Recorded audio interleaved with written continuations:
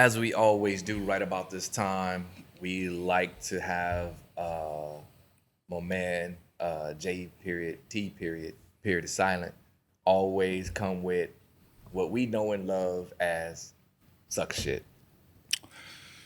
So I was thinking, Uh-oh. because we up in the summer, and it hit me last night because the Ghost of Lebo, he going on vacation. We was all talking about different vacation plans we had. So I was thinking, like, what if like relationships or people were vacation packages? Okay? So I was thinking like one would be what I call the salt and sand niggas. Okay? So the salt is that person that's around you all the time, or the person you with that no matter what you say, they throw salt in the game, right? They always got something negative. That your homegirl ladies, that when you meet a guy and you like him, and she goes, well, you remember what happened last time, girl, be careful, right? Because she ain't got nobody. And then you got the sand ones, okay? And that's like the brother that throws out the sand and does a little soft shoe and tap dances for all the women. He's the dude that's at happy hour with 5 women, right? And he's the guy there, and you know he not smashing nobody. Just buying drinks. Right? But he's the guy that when you talk to your lady, she always refers to him. Well, not all guys think like that. I was talking to Greg, and Greg said, so he's the moisturized cosign on everything, right? Okay, so the other one I was thinking about was I call them first class coaches. Okay, so these are the people, you about to get on the plane, you got a ticket in first class, right? And they tell you, okay, when you get up there, they're gonna have some warm towels. Okay, that's to wipe your hands. Make sure you don't get too loud for the white folks. You don't want to show out this, and that. And you be like, oh, you hopping on the plane with me? No, I got a flight on Spirit 3 hours from now. I'm going from LA to Oakland. It's gonna take me 8 hours. It's only 13 stops. Might as well take the bus.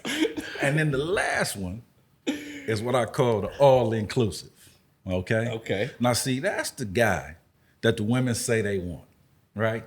He's got it all. But here's the thing about those all-inclusive vacations. They dope because when you get there, you ain't got to worry about nothing. But you got to pay that price up front. It's a pretty penny. In most places, you got to pay it 30, 60 days in advance. You just can't stroll up to the counter and drop your money down at all-inclusive. They got to know you paid the fee up front. So that's my message to the women that go, I can be cooperative if he does this, and this. No, this is all-inclusive. You got to pay that fee up front. Oh, the brother, I'm going to get my stuff together, man. If all this falls into place. No, my brother, you got to pay that fee up front.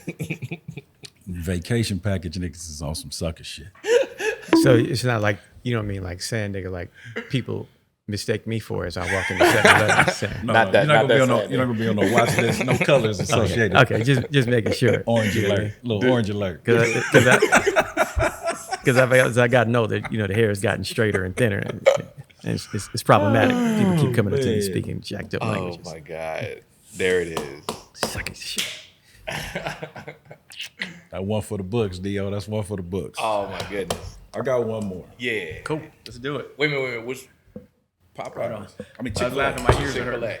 Chick-fil-A. Yeah. Already, right? Oh, Already. dog. I was trying to hold that. Already. Good shit. Oh man.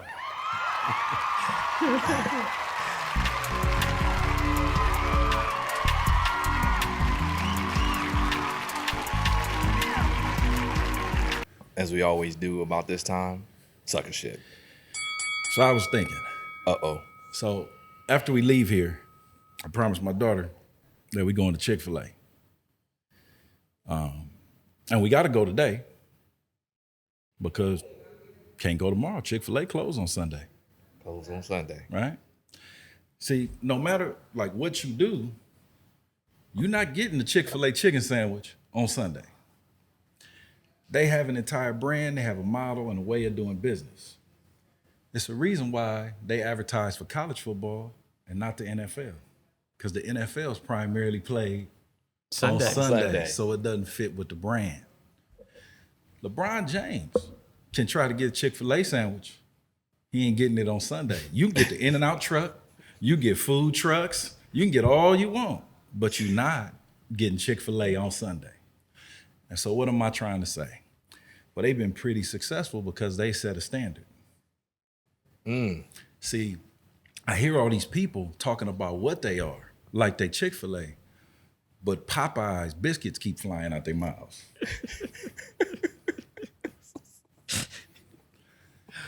I hear these women say, oh, I'm educated, I'm smart, but you messing around with a whole boy from 87th Street, okay, that do a little in his life, but you go, well, I don't do it, but you spend the money. See, you talk Chick-fil-A, right? But that Popeye's biscuit keep flying out your mouth. Now, there's nothing wrong with Popeye's, but it's just not Chick-fil-A. See, you can get a Popeye's biscuit, the chicken sandwich every day. See, Chick-fil-A is closed on Sundays. So what I'm saying is, why don't we start setting some standards for ourselves?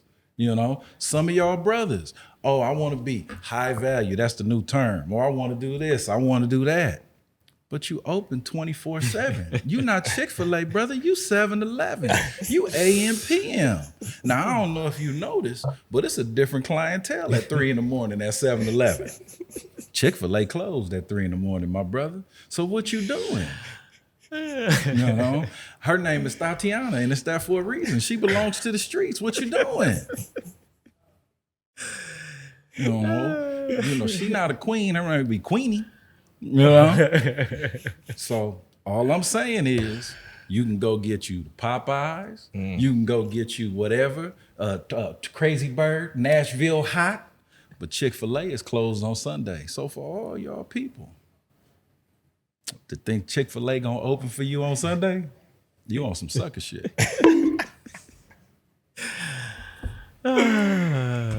That big bite rolling around on that little mechanical thing at 7-Eleven. Been on there for 8 hours. On the rotisserie. On the rotisserie. Oh man. Yeah, man. Yeah.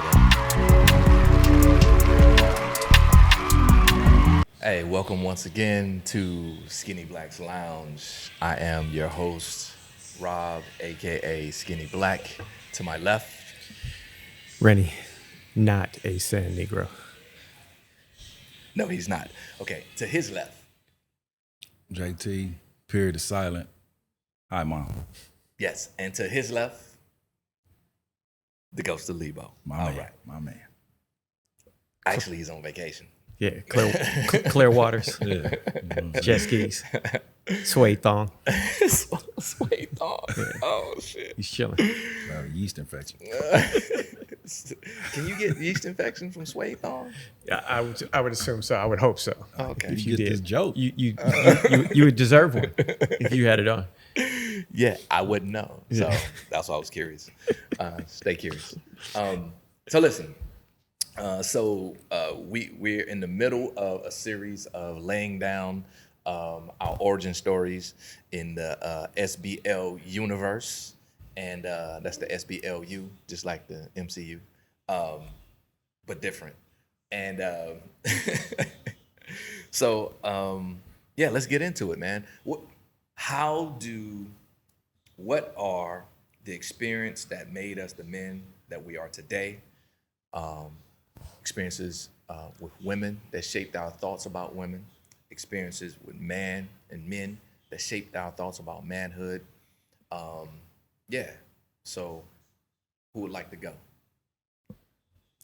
It's Rennie, not the sand. Yeah, from a planet called Brooklyn. There it is. You know, via Georgetown, Guyana. Yeah, spread love.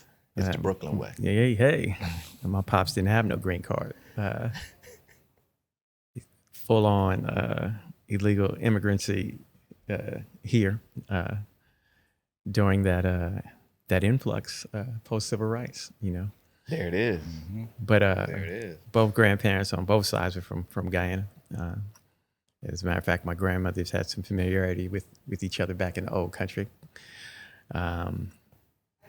So as you look at it, you're shaped by that Caribbean ethic that comes in and trying to establish yourself here, coming from the third world country and the extreme poverty that existed in these places, specifically in fact that it's not a tourist state, not like Jamaica or one of the other islands where you have this commerce there and this industry. So when you coming from here, from Jamaica, from Guyana, you're coming from nil, you're coming from nothing.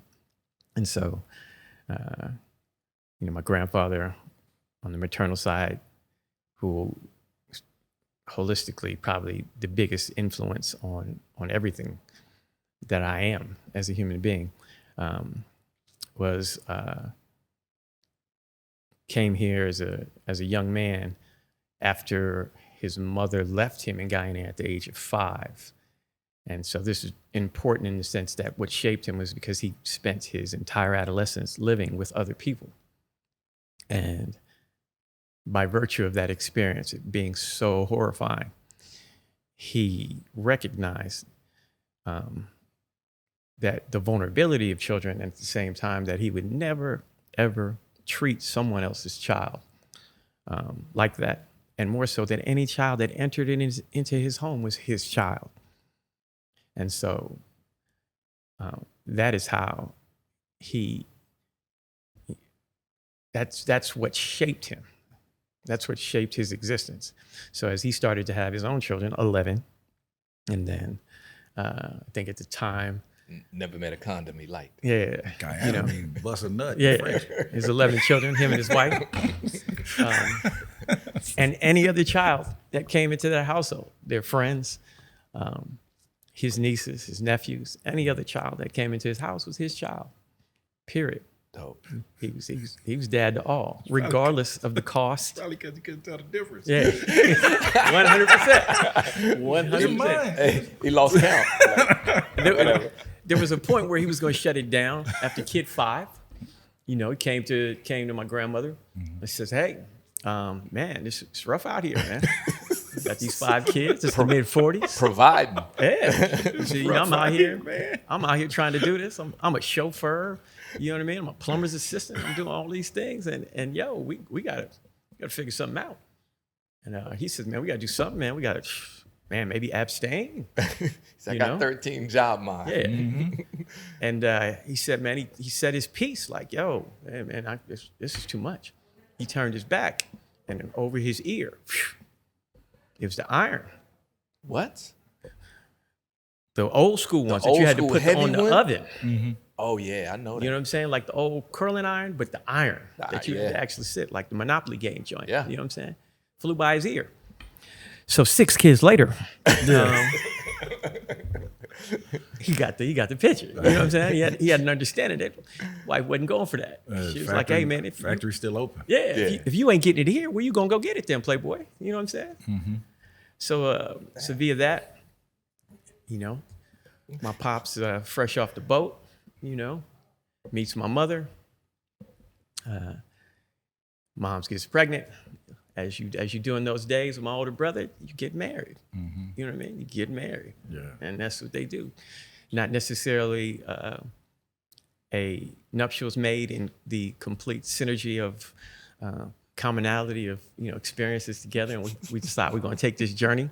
You do what you have a child, and you have a child on the way, man. You step up and you do what you need to do. Mm-hmm. And so then I came as the deuce, the second one, the one made in the full covenant of the nuptials, and from there it was a little bit of a deterioration of a relationship, to the point where by the time my next brother came around, that it was done, it was done. But during this period, I wasn't, I was around my pops and his brothers, in that fold, and always around a collective of men. And at the same time, you get my mother had 11 siblings, and so always around another collective of men, and in that tradition of Black families where, the village raise the child. And specifically, since my grandmother had always been a housewife, we were at the house with my grandmother, and which means we always came home to my grandfather. And from there, he shaped what the physicality of a relationship between a man and his son is. You know, at no point in time did he ever say, my grandsons. You know, he would walk in the door, and me and my brothers and several of my other cousins that were there, small, but me and my brothers were always there. And he would walk in the door, and he'd be, well, my sons. And that ownership, you know, that the way he just took us, you know what I mean? You could say ownership, you could say a lot of different things, but we were his, you know what I mean? We belonged to him. And by virtue of that, we always knew we belonged to someone. And then it was a physicality to it, you know? At no point in time did this man that I can recall in my life ever say, I love you, okay? But at no point in time did I ever not feel consumed in love in his presence, consumed in it. He was the embodiment of it. Everything that I do and every movement that I have, even with y'all, is based in love infused into me by him.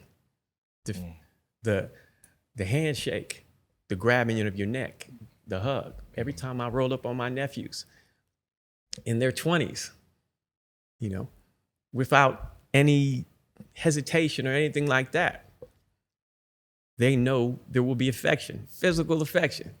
I don't have to say, come give uncle a kiss. They're going to come kiss their uncle. And by virtue of that, my uncles, all of them had it, the physicality in it. And like I said, no I love yous, no conversations, but all the movement was made in love, even them whooping our ass was steeped in love. And never, no point in time did I think that there was some element of cruelty or anything like that. It was gratuitous or anything like that. You know, everything was created under the auspices of love. And with this love, this love had conditions and expectations that came with it. And expectations are a good thing. Expectations aren't a bad thing. Even though as a youth, you kind of rail against expectations sometimes, but these expectations are a good thing. And so parents' relationship deteriorate. My mom decides she wants to take an opportunity into California. Her brother is already there doing his residency at King Hospital, the only place that, one of the few places in the entire country that Black doctors could do their residency. And she takes the opportunity here, and we move into that fold with him, who always, by virtue of, I think him encouraging my mother to come in her struggles, I think he felt the obligation to then step in, like your situation, and become a more hands-on part into our lives. Now, that also came with an element, because now I'm seeing this repetition of men who come forward and embody fatherhood in spaces where they are not of your direct seed, your direct line, but they've taken the responsibility of it.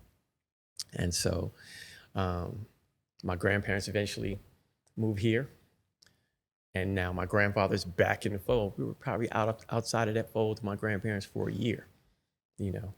And it was an interesting story within that, because my grandfather came, and it was the middle of winter, and came for the visit, and he was quiet. He was taking it all in. You can tell, as in hindsight, I know he was taking it all in. He got off the plane, and he took the winter coat off. He had it in his hand, and he was just probably about 60 degrees in December, Christmas, you know.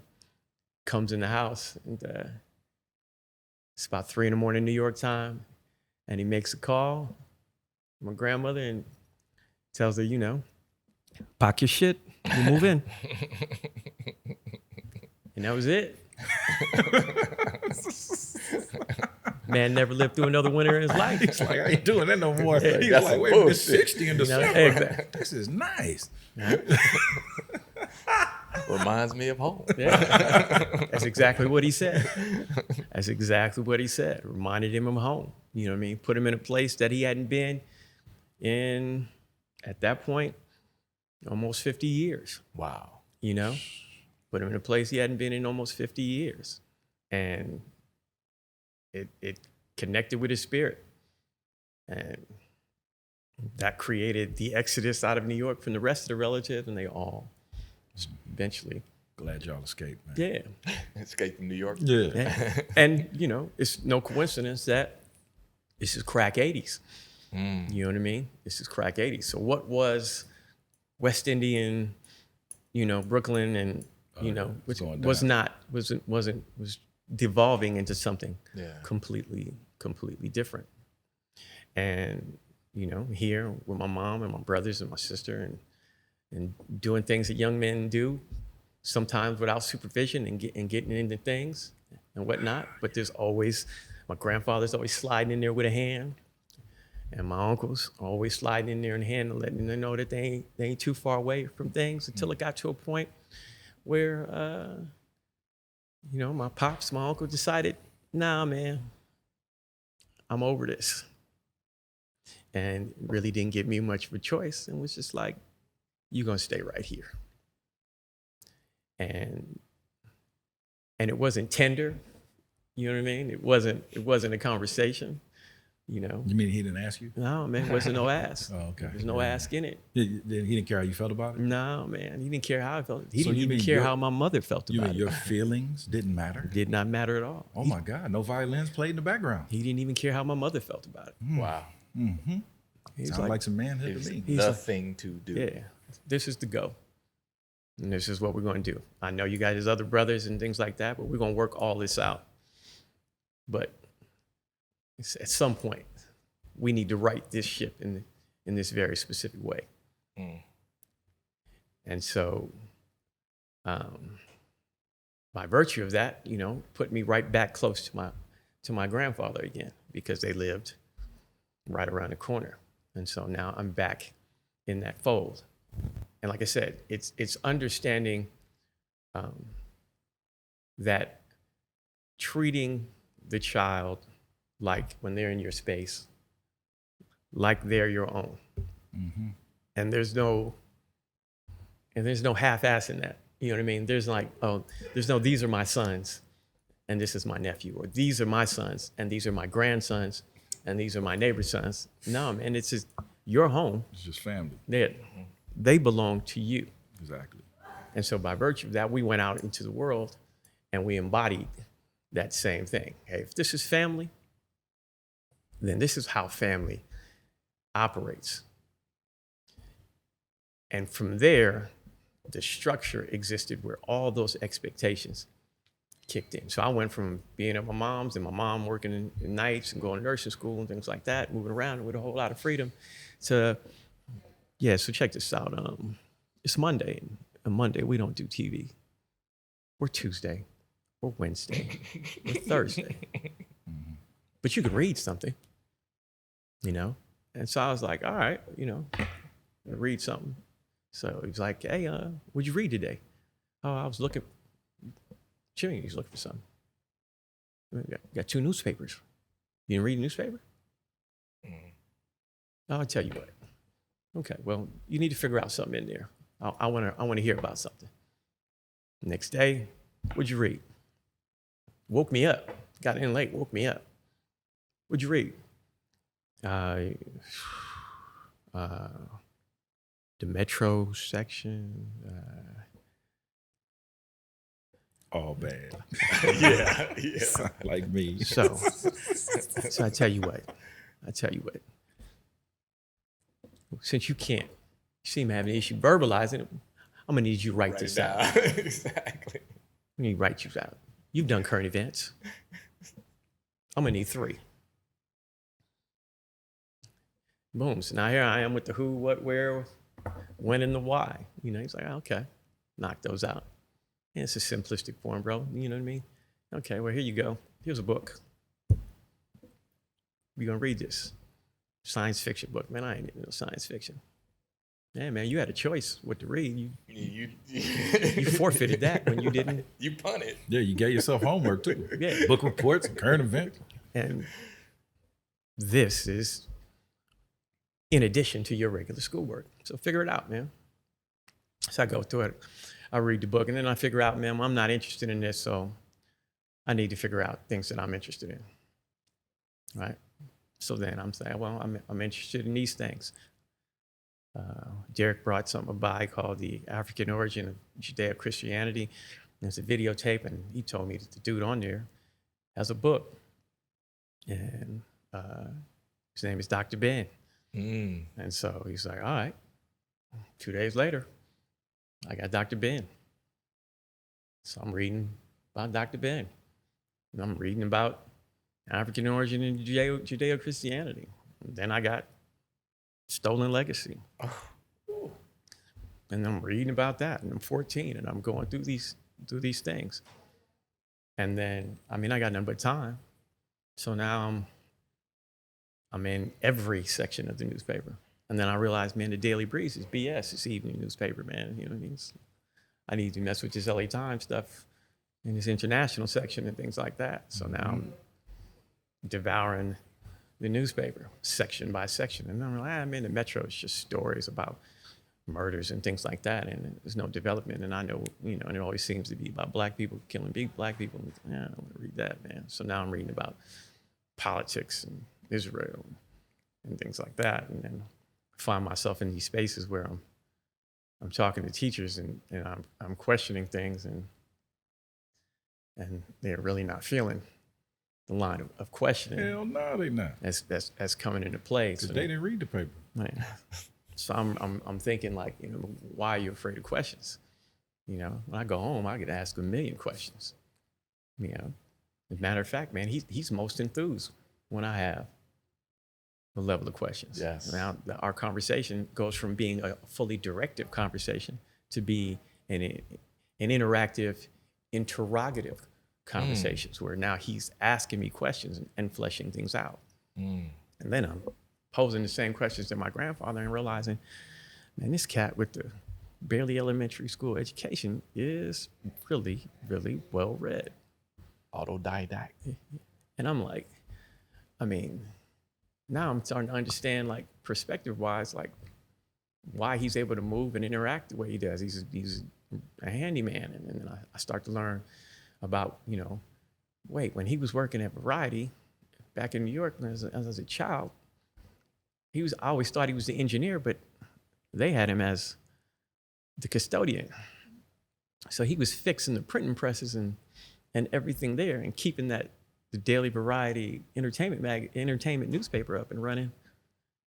But he was getting paid like the janitor because they didn't pay black men as engineers. And so now I'm looking at, man, how did he move in all these spaces? And then I'm looking at when he first came to this, what did he learn to fix all these things? How did he become the handyman? Well, he worked on an estate as a chauffeur. And what do those estates have? They have plumbers. They have electricians. They have contractors. They have a brick mason. And so what he did is he cherry picked every single one of these guys and got a skill set. And so all his little side gigs that he was doing when he was working for Daily Variety of this handyman sort, those are all things that he had coupled together while he was in service of these people on this estate. And so that was all these little things that he used to do to support his family. And then in retirement, which he couldn't fully retire because custodians didn't get pension, but the guy he was working for kept him on the payroll until Variety sold, and they figured out, like, man, who is this dude getting paid? Why are we still paying this dude? And they cut that off, and his retirement was gone. So he had to go back to work as the handyman, you know. But he enjoyed the work. And so now I'm in the space with this man working, you know, he takes his sons. Just like when we were younger and he would take us to do the handyman stuff. Now I'm an adult, now I can help him. I'm 15, 16 years old. Now we're in the spaces and now, you know, I'm looking at him interact with people and how he speaks to them and his charm and how they always want him to come back and do things for him and how the thoroughness by which he goes about it. And just his extreme intelligence. And then I learned what deportment was and what elocution was and how to utilize in the spaces to your advantage and how you could disarm people and then bring them back in and welcome them into your space. And so I'm just watching him move. And then, I mean, how can I be that charming? You know, how can I be that likable? You know, and you look at that, at his evolution from that space, but I don't get it if I'm not there to witness it, if I don't see it, you know, firsthand. You know, this 5 foot, you know, 66-inch man walk into a room full of giants and be taller than everyone in it, and just watch people gravitate toward him, and nothing manufactured, but just being genuine, you know. And you know, I learned that I'm looking at his son, my pops, like, you know, who's in internal medicine, practice and things like that. And I'm like, man, this dude has all these advanced degrees and things like that, and he's fucking brilliant. But this dude is genius. Right. This dude is genius, and I'm trying to find the things that create the genius. Like what look at the confluence of circumstances that created this genius. You know what I mean? The mom leaving in Guyana when he was 5, and then they're sending money back to Guyana for each child every couple years. And since he's the youngest, he's going to be the last one to go. And he would only see his mother every couple years when she would come back. And, you know, the angst of a young boy wanting to see his mother because his father had died, see his mother and looking forward to it. And then one day comes back and she's dead. You know, they come back to bring her back to bury her.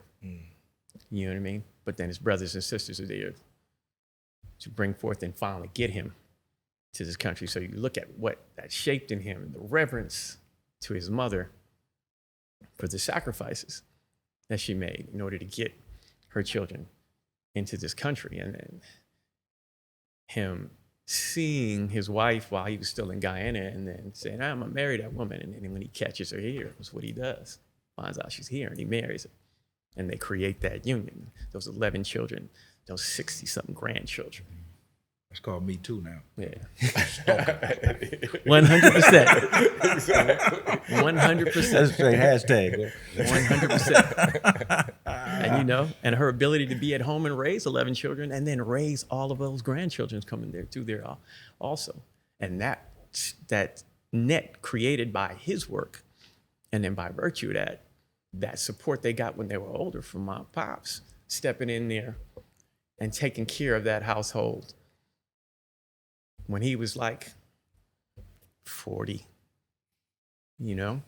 Wow. So he's got his children he birthed. He's got me and a couple others, not to mention the kids that we brought into the house with us that didn't have nowhere to go, that stayed there.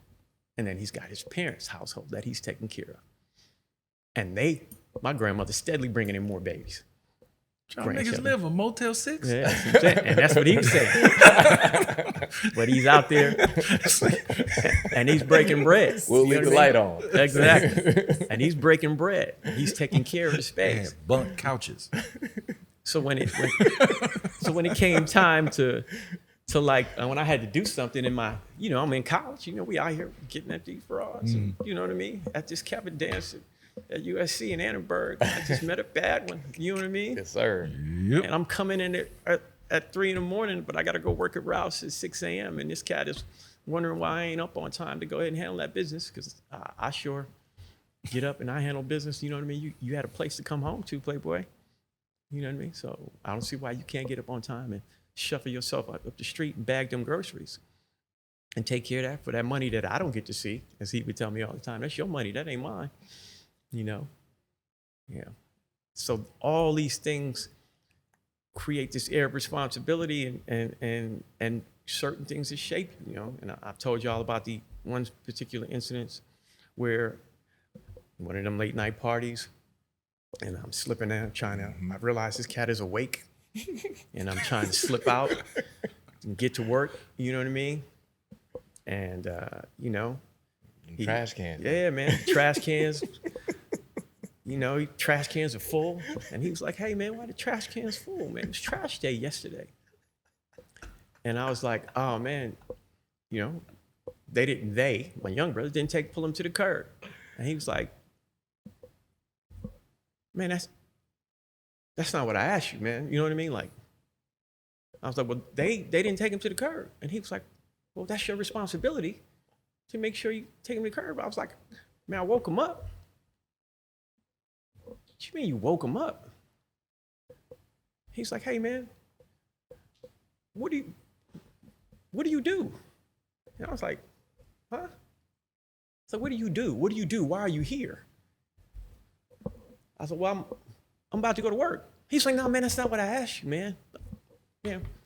What do you do for me? And I was like, well, you know, I'm in college. You know, my grades at the time were good. You know. He's like, no, man, you do that for you, man. I got a college degree. I got several. That's for you. I said, well, I work and I go to school. He's like, no, man, that's your money. I don't see it.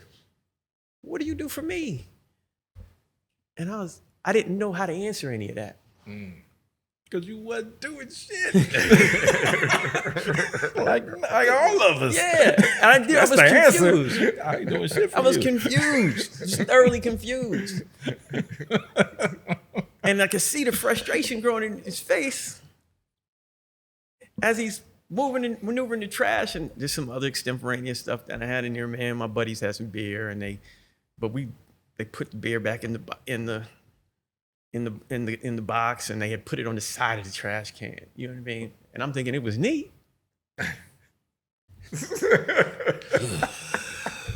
So he says to me, he says, hey, man, you know what? He said, hey, man, and I could see it. He says, man, you know, I don't like you. And I was like, wow. Huh? He said, I don't like you, man. I love you, but I don't like you, man. You don't do likable things. And he was like, yo, man, if you can't get these dudes to handle business, then what are you here for? What are you offering? What are you providing for in this space, man? I don't need another burden. And he was like, man, go to work. Go to your job. Go get your money and pay that little funky phone bill that you pay for and buy the new sneakers. Go. Man, get out my face, man. Damn. Come on. Soul crushing. Oh, man. So I walk to work, and I'm there, and I'm confused, and I'm so caught up in the I don't like you portion of it. You know, takes me days to get out of the I don't like you portion of it. And then I realize you don't do likable things. And then I say to myself, well, if that's the case, man, if I'm going to just do whatever it is so I don't have to have that conversation anymore. Whatever it is. Come in at 2 a.m, the cat's supposed to clean the dishes. I'm washing. Somebody leaves something in the dryer. I'm pulling it out. I'm going to fold it. I'm going to put it away. You know, holiday, all the holidays at our house. I'm going to get up before everybody else. I'm going to get the yard straight. I'm going to clean the stuff off in the backyard. I'm going to prepare for everything. I'm just going to work. And that's just what I did. But I was doing it to not hear it. Right. I wasn't doing it for righteous principles and things like that. I wasn't doing it to contribute to my part in the space. You know, those weren't the things that I was doing it for. I was doing it to get him off my back, you know, for all the wrong reasons. Right. Doing the right thing for all the wrong reasons. Until eventually I had an understanding of what it is. and what I was doing. And you know what took me to understand that? My first corporate job. And I was working 6 a.m. when I first started to like 7 at night. And then I realized, God damn. this cat, hotels, salary, Oh, you know what I'm saying? That's right. First corporate gig. And then I realized, hey man, this dude's been leaving the house at 6 a.m. and coming home at 8, 9 a.m. for 20 something years. I mean, PM, 8, 9 p.m. for 20 something years. I was like, I've only been doing this for 2 months. I feel like I'm gonna die. Straight up, I felt like I was gonna die. I was like, how you do this? I was like, I don't know how to handle this, you know?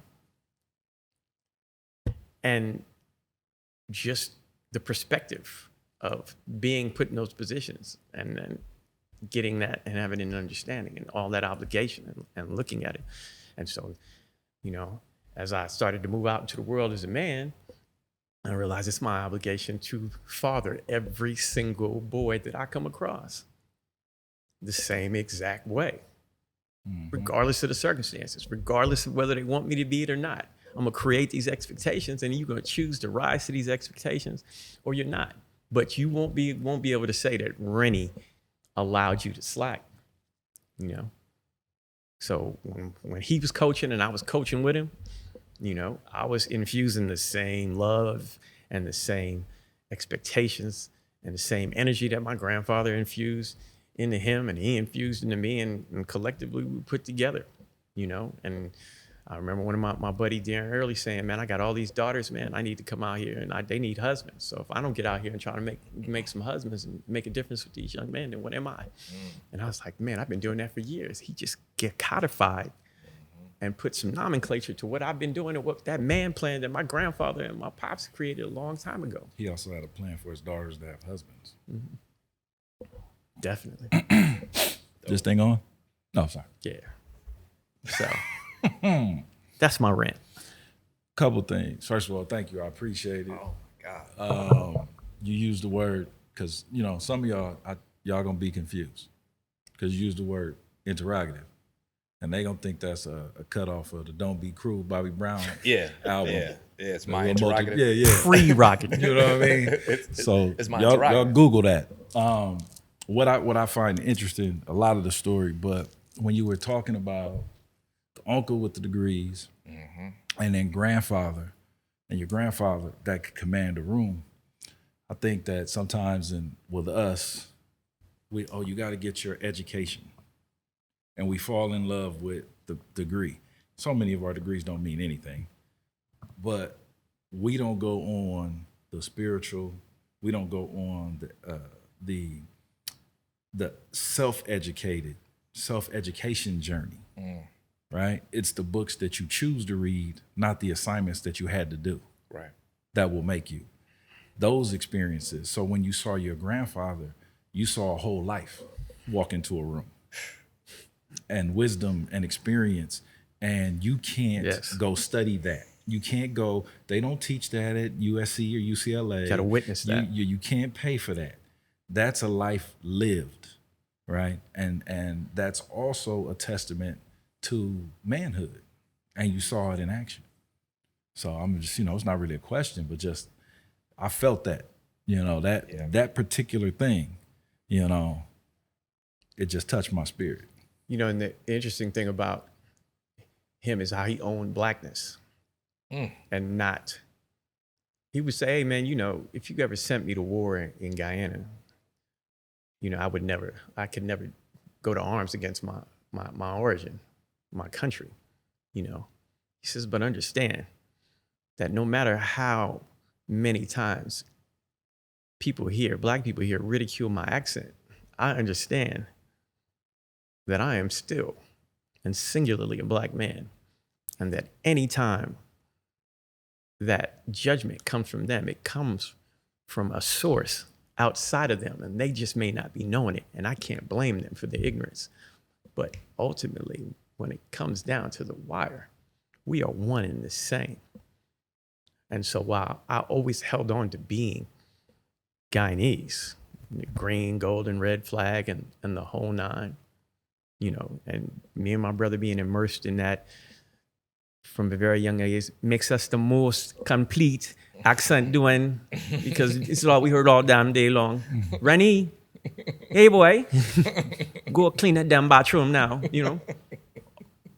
All of those things. We always knew that we were inherently black men in this space where blackness, they don't want it. It's abhorred. And he knew that, and he understood that. So he never played that, you know, even though he had a country, you know, he said, I left. For a reason, too. You know? I was right there. Yeah, he's telling you to clean that bathroom. You know? At the same time, my paternal grandfather left for the exact same, and stayed for the exact same reason. When they got their independence, and my grandmother left with my pops and her sons, he says, nah, man, we fought for this, bro.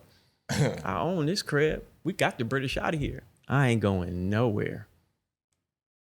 Two different perspectives. Yeah, exactly. That's dope too. But he left one left in 30s. One chose to stay in 1960 something and came here to visit. And it was like, hey man, just send some of these sons down here to see me. Send my grandsons down. But we fought too much for this right here, you know. Yeah. And so I had to understand that in itself and the choices that were made within that also, you know. But it's all inherently African, and they never ever forgot anything about that. Yo, something that the thing that jumped out to me is probably similar to what you had, Jay.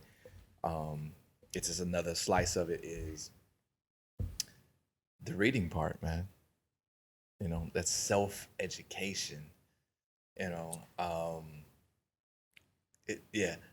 uncle with the degrees, pops grandfather's smarter, right? 1000%. Because he read. Yeah. Because he was well read, right? He took the time to take all of these experiences and life lessons that other people who have done this shit before. I don't have to recreate the wheel. I don't have to reinvent the wheel. I can just read this shit and learn it. So I say that to say, I see that in you. I see that in you. And it just clicked to me, like, for me to you guys, that's my connection. Because I respect, and I've always said the dopest cats in the world that I've known in my life are well read. I don't give a fuck if it's comic books or the daily newspaper. Yeah, I read the newspaper every day. Every day. I read the newspaper every day growing up. Mm-hmm. You know, side rant. Hold on, before you hit that rant. It's me and my mom, right? Mm-hmm. She in her room, I'm in my room.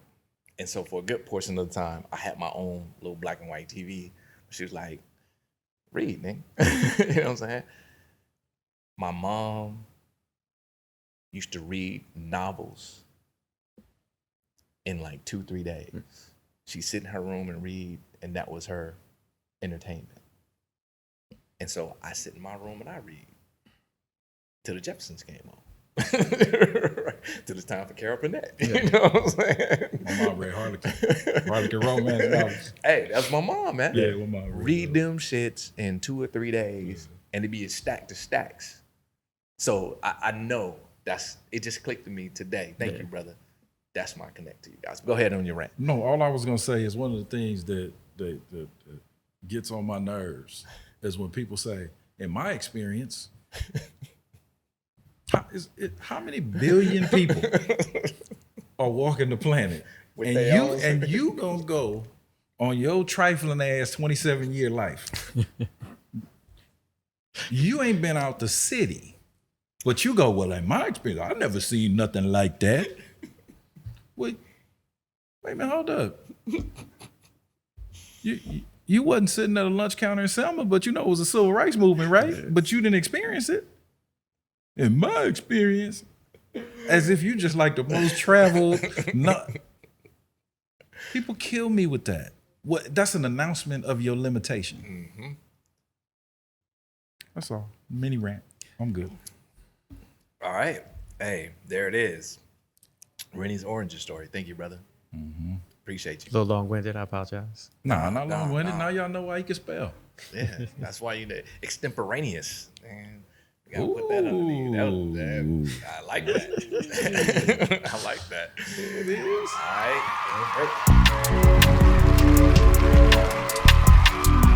right. What we've been doing in this series, the SBL universe, is laying out the origin stories. And so, man, let's get this origin story from J period T period. Word. Word. Okay, well, we'll start off by saying, first of all, we welcome you once. No, I'm just kidding. First of all, I'm like potato salad. Everybody can't make me. So This is true. you know, I am what I am. There is a lot, but you know, let's hone in on this. We'll do the Cliff Notes version. I'm Junior. I hold the same name as my father. Rest in peace. And him and my mother, they were married, grew up around the corner from each other. But they were separated and divorced when I was 8 months old. All right, he went to work. She put me on the hip, grabbed my sister, and was out. Right, and went to my grandparents. So I stayed with my grandparents. I'm from the east side. You know, we were talking off camera, Wildsworth Avenue Elementary School, you know. That's east. For those of you who are not in LA, that is USC, go east of USC. East side is east of, east of Fig. Yeah, the real east side. Yeah. Okay, not the one Snoop rapped about. That's Long Beach. That's the South Bay. Anyway. And truth be told, that's the real South. Yeah, that's Central real. Los Angeles. Exactly. Right. Formerly known as South Central. East of Central Ave. Yes. So grew up with my grandparents, Rosetta and Melvin Jackson Sr. 8 children to them, 4 boys, 4 girls. Okay, quite the tribe. Right down tribe the middle. called Jackson. Grandfather is a postal worker, retired, and grandmother was a mother and Christian. In that order. All she did was raise kids and go to church. Okay, so I went to church 4 or 5 days a week. The church was literally, we on 36th Street. The church was around the corner, and I would cut through my godmother's backyard and go to church. I was in the regular choir, the men's choir, the youth choir.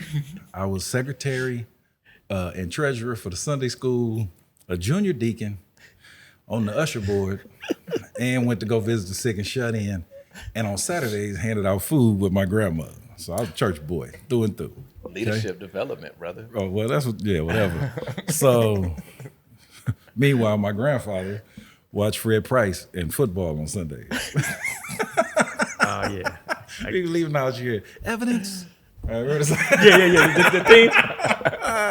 That's what I gotta tell you my grandfather's church story. Why can't I hang out with grandfather? If you gonna go to hell if you. Well, I want to go to hell, grandma.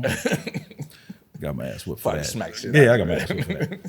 Anyway, grew up with them. My mother worked multiple jobs. So I actually didn't live with my mother until I was a teenager. So I didn't live with my mother till I was in junior high school, what the youngsters call middle school now. Okay. But my sister, my mother only lived together for 1 year. Because my sister is 4.5 years older than me. So when I hit middle school, my sister's a senior in high school, we lived together. Okay. I'm bused to the Wilshire District. She's bused to the Valley because we were deemed, smart black kids. So we got put into the Give a Nigga a Chance program. The magnet. Yeah, the magnet program. Well, you call Give a Nigga a Chance program, right? Let him see trees. Put him on the bus and go let that little nigga see some trees and see how he turns out. So we spent a lot of time going to school around white kids. But my mother worked. She used to work for Carnation, different jobs, but she eventually got on at the post office like my grandfather. My mother worked. Yeah, for real. There's always work at the post office. My grandfather knew every zip code in LA. You throw out a street address, be like 9007. Like, damn, it was good. Sort mail for 40 years, you be good too. Yeah. Exactly. So, but you know, I have I often say to you guys and say to other people that in the Black community, we love Jesus and we love mama. And Jesus is second. Right? And I was no different. My mother still is, but was everything to me. You know, you want to start a fight amongst Black folks, say something about somebody's their mama. You talk about their daddy like you got a tail. Say something about mama, and it's on and cracking. And I was no different, right? So my mother's my hero. I would not ever disappoint her. I'll give you this example. I play sports growing up, and actually I come from a football family, but I played basketball. I did not know that my father was a basketball player till after he died. So that's where I got that. My father played at Jeff. When I was coming out of high school, I had a couple, college scholarships, small schools, Cal Poly Pomona, some Division II schools, Oberlin, Ohio. And I was gonna go to Cal Poly Pomona. My sister was at USC at the time. And my mom was like, you have to apply, because it's been my dream for you to go to USC. My uncle and aunt had already graduated from there, right?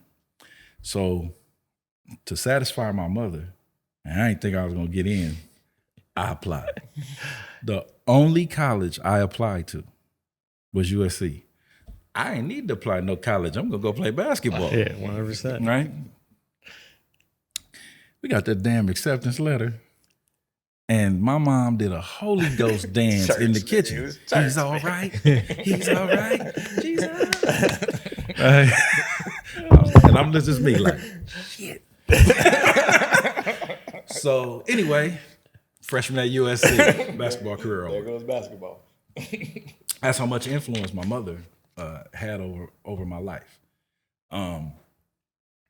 So, you know, huge family, lots of uncles, lots of aunts, lots of everything, lots of influences, men everywhere. But the number one driving force, guiding force in my life was my mother. Graduate from college, I give her my degree. Okay, I got another copy, but I gave her a degree. My sister gave her one too. Yeah. Right. My mother dropped out. She was at LA City College, freshman getting the AA, when she found herself pregnant. Okay. She found herself? Yeah, found herself pregnant. It wasn't immaculate. My daddy ain't named Joseph. So, so found herself pregnant. It's funny, my grandma, my father's was still alive. My mother's mother, she's passed. She passed when I was in junior high school. She had a stroke in the bathroom and died.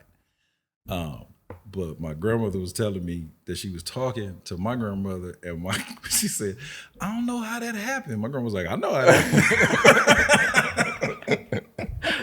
She's like, I know exactly how it happened. So, oh shit. So she left school and, you know, became a wife, but she was a stickler for education. She would correct my grammar all the time. I remember elementary school, I got all A's and then I got a D in handwriting, penmanship, because that used to be a thing. They graded you on everything. Man, the report cards would be this long. Yep. You know? 2 pages. Yeah, they like, my handwriting get was a grade on breathing. Yeah. Got a D. She made me sit and write every day in the summer. Wow. So I'm actually left-handed, and when I really sit down and write, I have really nice handwriting. And people are like, well, how? Well, if you was in Shawshank like I was, writing all day, okay? JT Dufresne. Yeah, you know, had a plume, had a feather. Third grade with a feather coming out of pen raise. You know, him. So, you know, she was tough. And similar to what you said, my mother does not say I love you. She says a little bit now, but I can only recall about 5 times. But I never worried about that. Yeah. You know, one of the things that I did learn was that you don't have to say something when you are it. Mm-hmm. Like Michael Jordan never said I'm the greatest basketball player. Everybody else said it for him. I never heard Elon Musk talk about his brilliance. He's too busy being brilliant. Mm-hmm. So she was being loving with all the sacrifices and the things she made, things she did for us. So, you know, divorced, single mom, blah, blah, blah, that story. But get 2 kids to graduate from USC. Not bad, right? Yeah, not bad haul at all. Yeah. Mm-hmm. Man, I woke up graduation day. Hi. I don't know. Running across campus in a cap and gown. Oh, hilarious. So as I move through my young adult life, as much admiration that I had for my mom, it began to present issues, right? Because like so many other young men, that's my first love. But there's a dynamic that happens with a lot of us where we become our mother's men instead of their sons. And ultimately, I'm supposed to be somebody's husband or somebody's man and not yours. So my mom really didn't take too kindly to any woman I was serious about. Wow. She actually preferred me being a whore. Just go have fun with them, baby. Don't get serious, right? And it wasn't until I decided to get married that it came to a head, and I had to confront my mother in defense of what is now my ex-wife, but back then was my future wife. And it was the first time that we had it out. And I was like, no, you raised me to be this way. This is the woman I choose to marry. She's family. She's first, right? That was a defining moment and a step in my manhood. And I call it confronting Jesus, because that was the God of my life. It was tough in the moment, but what happened since then was I began to be able to see her as a woman, not as a deity, that she's not perfect. She's human. I could see the good in her and the bad in her. I actually got more respect for her that she did all the things she did being human. Right. Recognizing her struggles. And it also gave me the frame to say, okay, what in her has influenced me to the positive and what to the negative? And now I can really do an analysis of me and do some growth and self-work.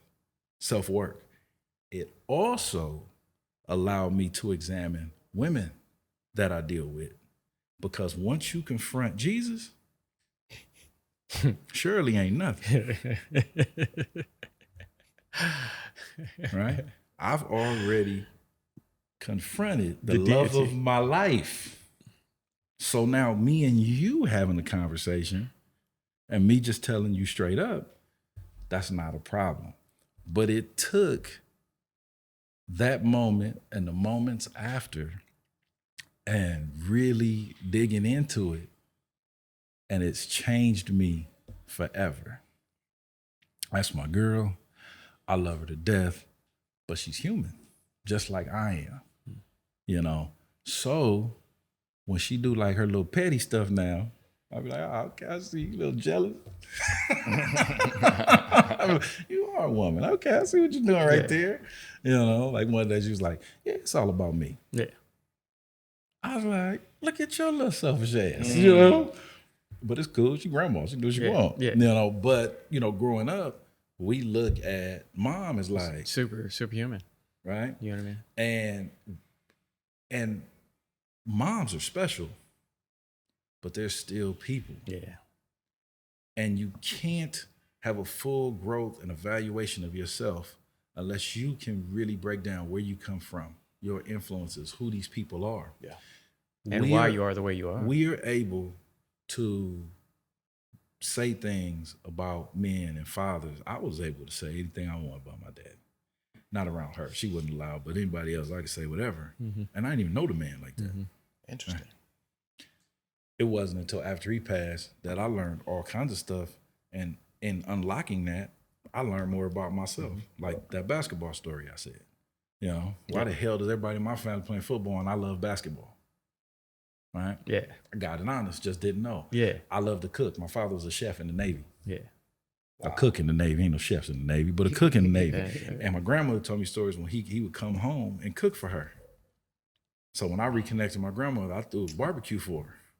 And she was sitting on the couch so happy because I reminded her Embodiment of of her her son. right? I ain't connecting nothing. I don't know. I'm just learning all this, Yeah. right? Like my mom growing up, you act just like your daddy. Be like, that don't mean nothing to me, nigga. No, I don't know him. Yeah. You might as well tell me, mind you, the milkman. The dude just dropped off the mail or something, you know? Yeah, see? Connect it all. So, you know, I don't want to go too long, but I wanted to touch on that part of what we're calling the origin story series, in that it is not disrespectful. It is not evil. It is actually necessary to be able to confront the God or gods in your life, because they're people, they're not perfection. And it is our responsibility to grow so when what we hand to the next generation, they can be better. You know, I want my children, I want the kids I mentor, I want my nieces, nephews, cousins. I got 100 of them in LA. I want them all to be better than what I am. And how can I give them anything if I can't be honest, right? The way I do it is how I do it. Sometimes it's funny, sometimes it's this, sometimes it's that. But I'm always looking to get to the real, right? I'm the same MF every room I walk into. You want it or you don't want it, you know? So, I mean, that's how I get down, you know, and some people don't like the medicine I hand out, but it's okay. You know, Motussin. It's like what I love about that is what he said. We create this deity that's our mother, and she's superhuman, and these set of expectations now we create for ourselves because we're trying to attain something that's actually unattainable, you know. And you've created something that once reality starts to set in and you start to see things for what they are, that she can't achieve. Right. And so once you, like you said, you allow your mother to humanism, then you allow yourself to become human now. Now you're not creating an expectation that there's no way that you can even attain, and then you stop being so self-critical that it is to your own detriment, and it's becomes self-deprecating. You know, now you can inhabit your own space and say, okay, man, this is where I've fallen short, and this is what I need to be working on. Have an honest assessment of yourself. But if you can't honestly assess, you know, your mother and the relationship that you have there, you know, and you know, for me, That's hard for all of us. Yeah. That's hard for all of us, but it's a necessary step. You can't call yourself a man and not have done the work. Yeah. That's part of the work.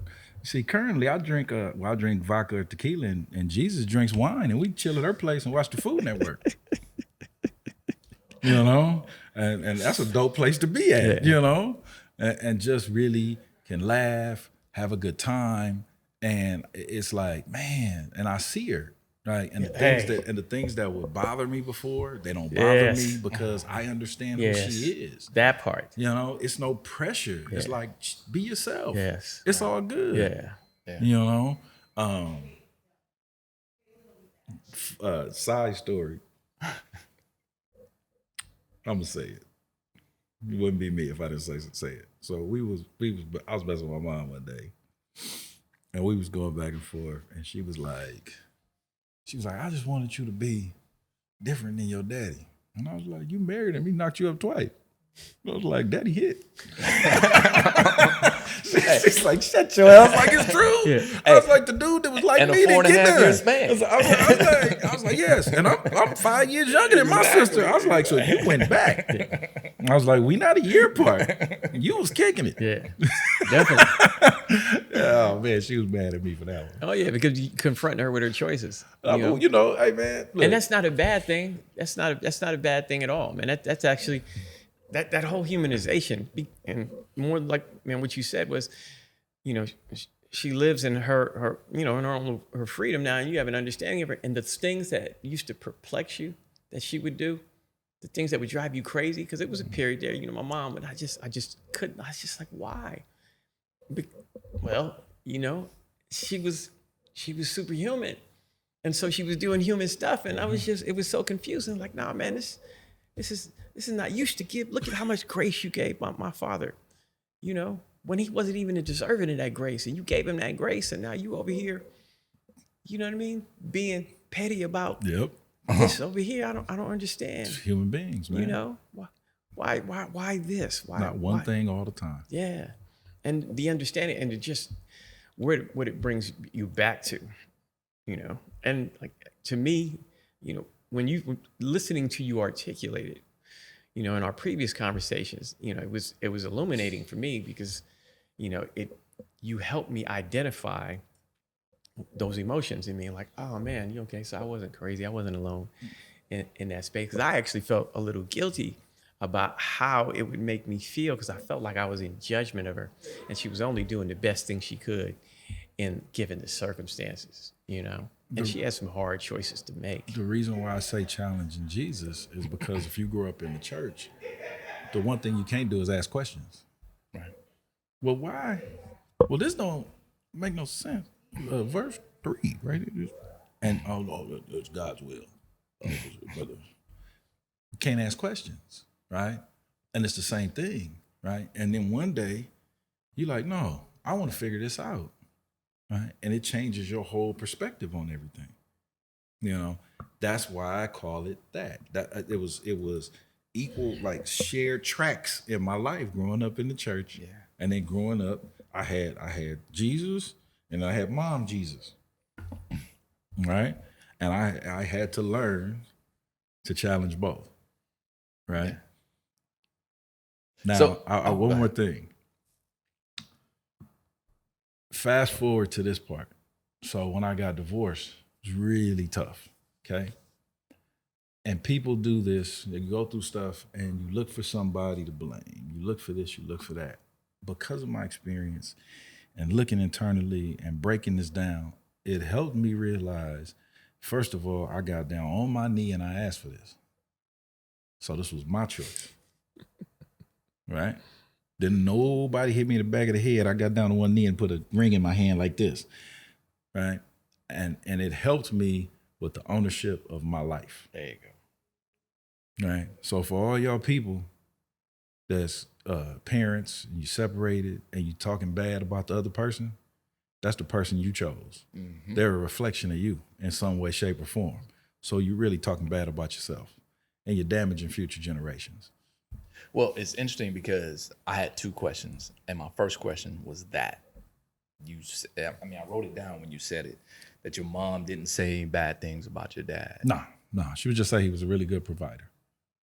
That was her line. He was. We had a house. I mean, I was 8 months old, but this was, we had a house. She was like, we had everything we needed. Didn't want for nothing, She just wrecked her own home. No. Papa was a Rolling Stone now. Don't trip. I mean, Temptation. We still sing that to my mom. On Christmas, me and my sister do a rendition. Don't. Waka, waka, waka.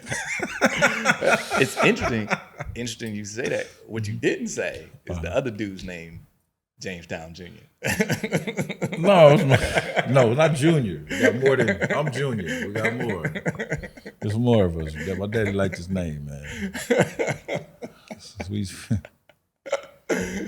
And the second question is about, you brought it up, and we had talked about diving into it, but let's dive into it now. You brought it up. How does the act of divorcing from mom God have an impact on relationships with women? Well, first of all, I think that God is within you. So if you're handing that out outside of you, you don't realize your own power and strength. Right. So until you do that divorce, you can't truly manifest what's inside of you. Because you're still technically a child. So you don't reach your maturity and adulthood without that divorce. Okay? Now, in terms of relationships, it's been an ongoing process because you go through that, and it's first you have to analyze the influences that you've got from that person, right? We are highly educated parrots, all right? So there's a lot of birds out here. We just have been repeating what's been told to us over and over and over again, and have not analyzed any of it, right? Okay? So old school says this, grandma said this, mom said this, they taught you this, and now you say it, okay? Some people haven't looked back at their family history and went, wait a minute, all these niggas was losing. And handing out all this information. And handed me this information, and they gave me like the loser's playbook. Like it was the gospel. You said the loser's playbook. They gave you the loser's playbook, and here you are repeating it. Right? Because you can't do the autopsy on it because you can't question. Right?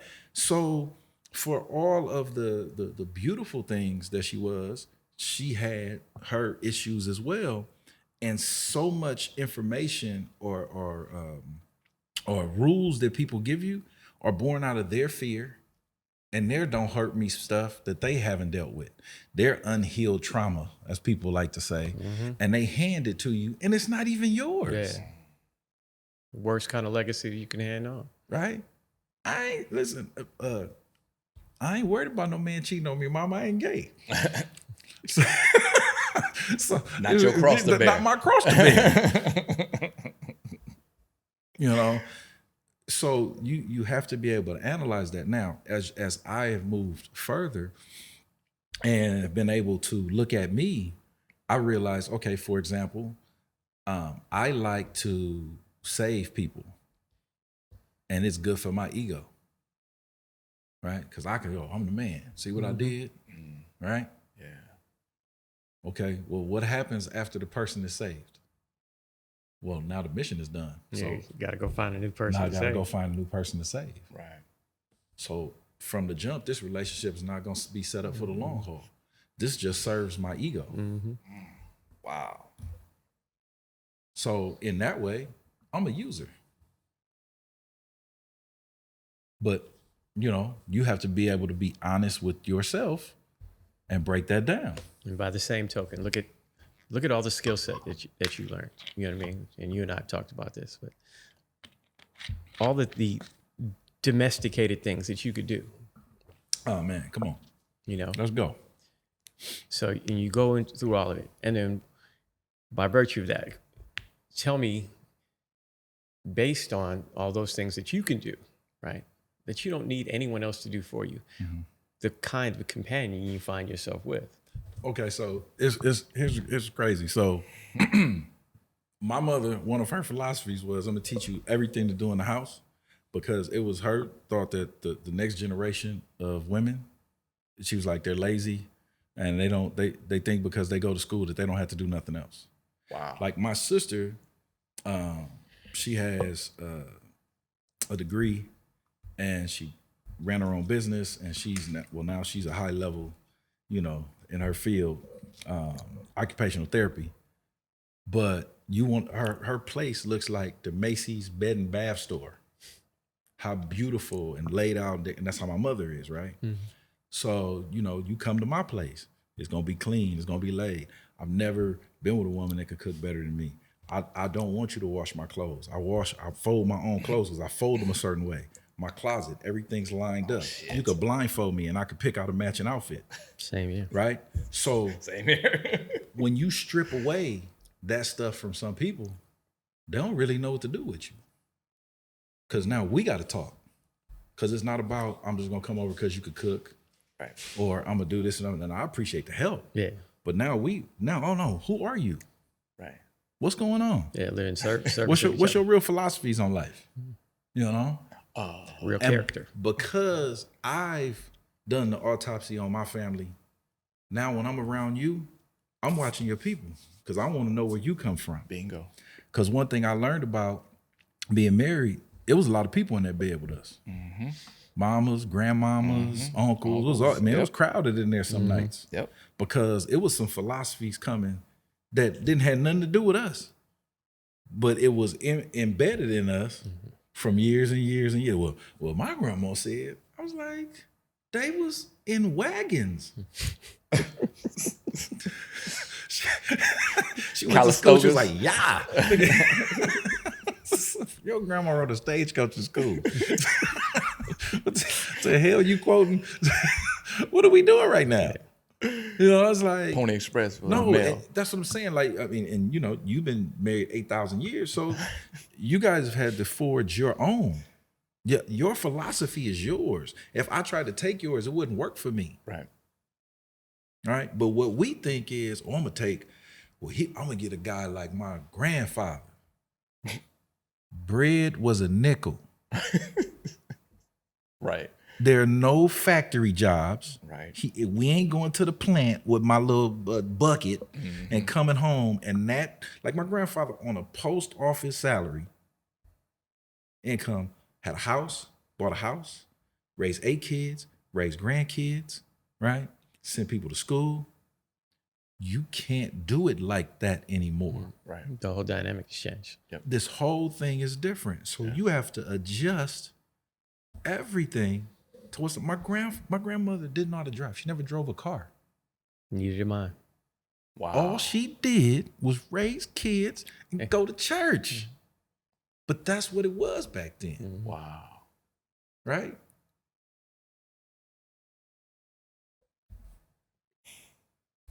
Hey, well, listen. There's so much there. Couple things though. The first thing is that, you know, I the whole thing about chores, and it's interesting that your mom had that perspective, like, yo, they don't make them like they used to. So this you're day, gonna have to tell you, we could do bring your her on shit. right now. She'll tell you. And She said about her nieces, my cousin, like, oh, them heifers lazy. They don't know how to do nothing. The interesting thing for my mom, she was like, you need to learn this so you can take care of yourself. Yeah. I mean, wasn't like that other shit wasn't even part of the equation. It's like, nigga, take care of yourself, right? Well, it's like 4th of July, you know, it's a tradition. My family, we get together and the men barbecue and do everything. And one of my cousins was like, you know, she was like, it's good to see y'all. The men, she said, I tell you, the men in my family, they can cook, they can do this, they can do that. We don't have that. It wasn't until I got outside of the home where I saw this male woman battling. Huh. My family, the men and women don't fight like that. We on the team together. Yeah. Right. You know, we here to win. Yes. That's why when I you know, side thing, but when I see these women talk about, and I'm there now, I don't need, you don't need nobody. Yeah. I couldn't imagine making it without the people to help me. And even like in that whole self-sustained thing, because, you know, the single motherhood thing, and your mom embedding all these skills into you that you can do, and then by virtue of her, you trying to figure it out, it allowed you some level of exploration. You know what I mean? So like, you know, we could cook because we had to cook for each other, me and my brothers and sisters. So we learned to cook when we watched. I watched my grandmother cook. But I also saw when my grandmother was out of town, I saw my grandfather clearly capable of taking care of himself. So it wasn't an issue. My grandmother, she cooked well and all the time and fantastic food. But when we were with him and she was gone, he went in there and made us a meal that we liked. It wasn't anything. My uncles made fantastic breakfasts for us and things of such. And so like when it came to time when I'm sitting there getting ready for school in the morning. I'm in the 5th grade and my sister's in preschool. You know, well, let me help my mother out. She does her hair like this. Let me do her hair. And no one had to show me how to do my sister's hair. I'd been watching my aunts and my mother and my cousins, specifically my cousins that knew how to do hair well, and I watched them. And so, but what I also saw is that they weren't tender. You know what I mean? And so I was able to do my sister's hair because I was tender with her. And she didn't mind that it was a little frizzy or something like that. Man, I messed up my daughter. I was rocking Afro puffs going to school. Okay. But I mean, it's Sorry, baby. It's that portion of it where you know, the necessity, you know, by the necessity is created, and then you step into that space, and there's no fear in that. Right. Within that space, within me learning how to sew, right? Within me learning how to cook, within me learning how to do my sister's hair, and then by virtue of that, my little cousins who are like sisters' hair. At no point in time did I ever believe I was replacing a woman, or I didn't need a woman. And in no that space. men were calling you soft or this or that. Yeah, We have a false sense of manhood. We have boys projecting what they think a man is, and girls projecting what they think a woman is. And girls projecting what they think a man. Yeah, exactly. It's all projection. It's not grounded in anything. Yeah. A real man, shut up. Right. And the crazy thing is, there's a certain point in time when my mom had finally got a better job than the nursing home, working for the state, home health care. So that means she had to drive around all the place. So she'd come home for lunch, watch Oprah. Everybody watched Oprah. She came home to watch Oprah. She'd take out some meat or whatever she wanted for dinner, leave me a note, and be like, this is what I want for dinner. And then she'd go back out. And then I come from school, and the shit is thawing in the sink, and I see her note. But before I hit the streets, the house was already clean. I made sure that shit was just constant. And then I made sure I made her a meal. Put shit in the oven, covered it up on the stove or whatever, and I bounced, right? But I did that because it's my mom, man. She was working her ass off, and I ain't want her to come home, because I was there watching her, you know, working all them days at goddamn nursing home, and she'd kick off her shoes, and I used to take that what do you call it, the polish. It wasn't polish. It was the nail polish remover. No, this for shoes. Oh, shoes. The white shit. Yeah, the white So polish, because you had to, for the nursing. White shoes. Yeah. So I used to do her shoes, you know, every couple of weeks. Yeah, mother's boy shoes, nigga. Yeah. You used to do that for my mom too. Them thick ass mother's boy shoes with the plastic on the top. Hey, real talk. So it was a certain point, and I was like, man, this is the least I could do. Mm-hmm. To just take that shit off her mind. She can come home, just eat. When I get home, I'll do whatever. She always used to clean up after herself. But that leads us to a relationship sticking point. Because when you grow up like that, there's a care in that, right? Mm-hmm. So now you fast forward and you're sitting across from a woman who's proud to not be able to cook anything. Not that we can't go buy some food, not that I can't cook, but you're making a declaration of what you're not gonna do. I don't care enough about you to make you a meal. Wow. And I refuse to learn because it's a badge of honor for me not to. So it's a badge of honor for you not to take care of me, but you want to be taken care of. You have to be what you expect. Plaids and stripes don't match.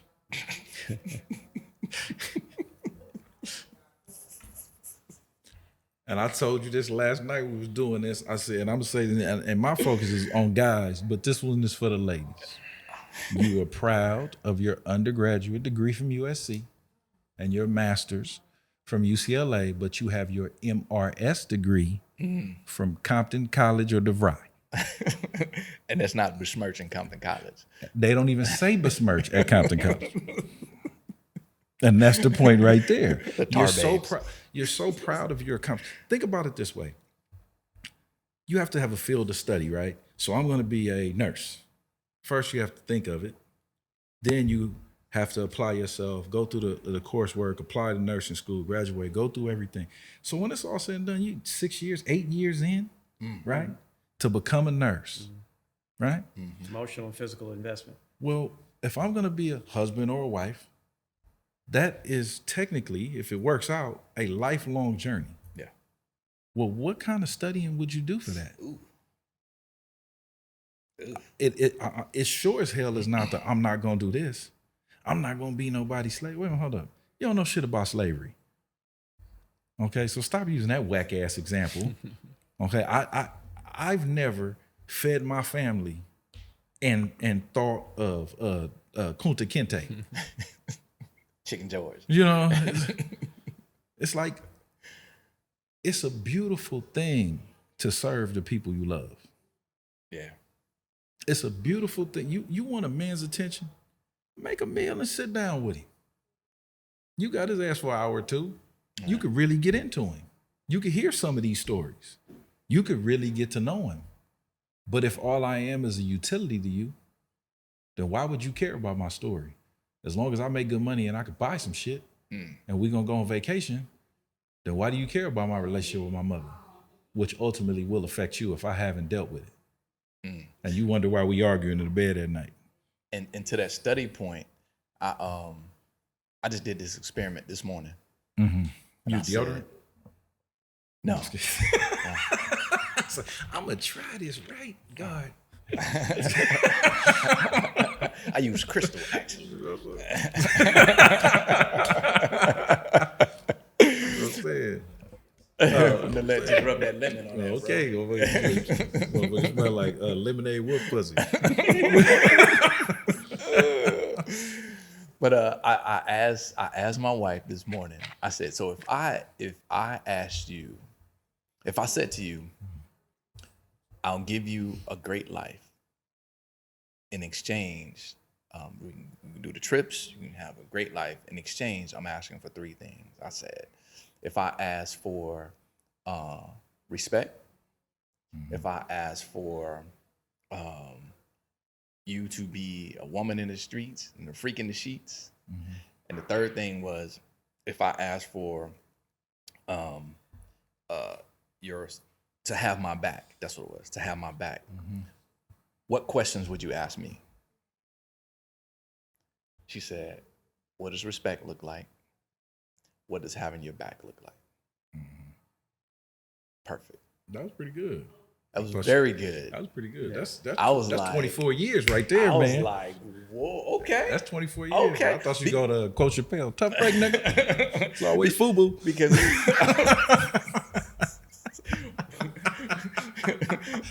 better hook up with Wu-Tang Financial. but that's the thing, though, to your point of study. Like, if we as men have to be in a position to know what we want to ask the question and say, hey, this is what I'm asking of you. Yeah. The second thing, which she did perfectly, was, what does that look like to you? Not what does that fucking look like to me? You know, because it's gonna be different, right? But what does that look like for you? And I was like, okay, we can hang in there for a couple more years. Oh, that's how she got the extension? Yeah, that's how she got the extension this morning. Look, little This did we morning. know. This morning. but that goes to your study part, that MRS. I got to sign somebody first. Before That's what I'm saying. You know what I mean? Yeah, them 10-day contracts. Hey man, I gotta get a prospect. You know? Man. Hey, there's one more thing I want to hit on before we break. I just figured out what I wanted. Hey, write it down. Yeah, that's the start. yeah. That's the start. Write it down. Shit. One thing that it has always bugged me, and you brought it up today in your story. It's Pops was cheating, right? And that word always rubbed me wrong, right? To a certain extent, because things don't happen in a vacuum, and this is nothing about your mom. It's just in general.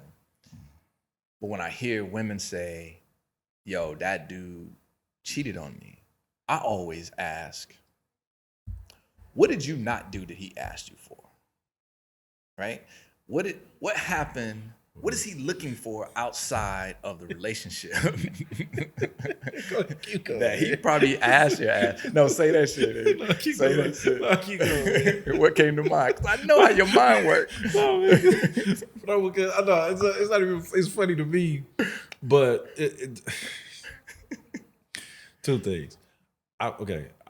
They got divorced when I was 8 months old, so I don't know what the hell happened, right? And I didn't find all this stuff out, like I said, a lot of it until after my dad passed. Mm-hmm.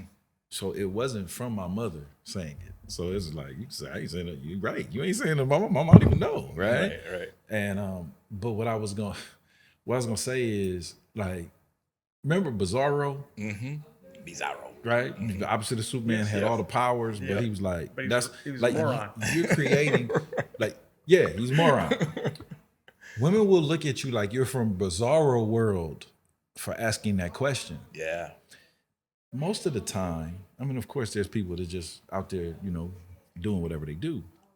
But cheating is a manifestation of far many other things. Absolutely. And the interesting thing is there's all kinds of studies, and it ranges. But for everything I've researched, and you can go to stuff, marriage.com, just you go infidelity rates, Google it. Mm-hmm. The difference between the rates of cheating men and cheating women is anywhere from 1%. The biggest one I've seen was a 6% gap. Yes. So both are cheating. But Narratives. right, okay. That, like, Human Nature, Michael Jackson sung it. Yeah. SWV sung it. A lot of it. people sung the song, right? Yeah. Okay, that's how cheating is. A lot of people sing that damn song, right? But Michael got the most credit for it. Yeah. So me and Michael, we get the King of most. pop. We get the most. Pop. You cheat on a woman, she gonna be on CNN with the no nigga list. Like, don't Charlie. So Right. dudes, we don't do that. A lot of dudes hold that L. They Yeah. might tell their boy. Yeah. Maybe tell mom. Yeah. But it doesn't get broadcast like that, right?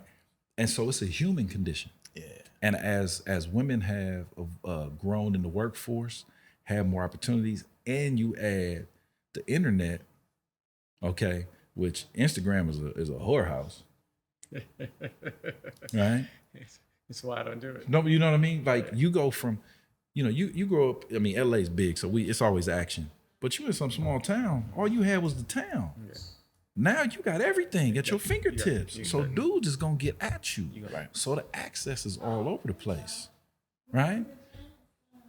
So I mean, it's like, dude, can we have that conversation on an even playing field and tell this story without heroes and victims? Right. Can we tell this story as humans, and then really analyze, like, damn, as a husband, did I not do this? As a wife, as a woman, all he wanted was my time. And I told him I was too busy. Well, all she wanted was this. And I said, no, I got something else to do. Right. So I set the stage. Yeah. But who can say that? The only analysis is self-analysis. Right? And I'm glad you said that. You put a bow on that perfectly, because, our aim, 3 intentions for this show. 3 intentions, well, besides us getting together and talking shit, is A, changing the narrative of Black men, right? And we'll do that with not only data and stats, but also with perspectives and with genuine, honest, authentic conversation from Black men. Mm-hmm. So you don't have to hear it from none of your girls. You can just tune into some Black men. Yeah. Second thing, how does that shifting that narrative change the relationships with Black men and women? Like, if we disrupt the prevailing narrative about Black men, then perhaps Black women see Black men in a different light, right? And then third, how does that shift in those relationships change our community? Strengthen, change, improve, evolve our community, right? So that's the intentions. And with that being said, I love it. We got a chance to get those origin stories in, so we could show and showcase what experiences in our lives that made us the men that we are today, whether it be our experiences with women and how that affected us and it impacted us, and our experiences with men in our lives and how that showed us the pathway and set the foundation for manhood for us. So with that being said, listen, this show works best when you comment. So if you hear something, put that shit in the comment. You know what I'm saying? Let's dialogue. If you have something around those three intentions that you want us to talk about, share, throw it at us. And that don't mean we gonna do the shit, but you know, we might. Yeah. But we won't know unless you hit us up. So comment. If you got something to say about Brooklyn, you know, throw that in the comments. If you got something to say about the East Side, share with your friends and South Crenshaw High. Share with your share with your enemies too. Share with your friends. Share with that heifer you hate at the job. Your frenemies. You know, say something about the Democrats. Yeah.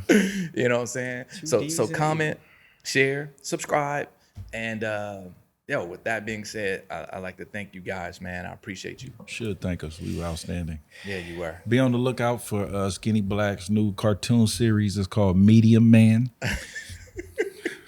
It's a dark-skinned superhero that wears little T-shirts. Hey, starring a broke-ass Don Cheadle. Me. Go Demos. With that, we out.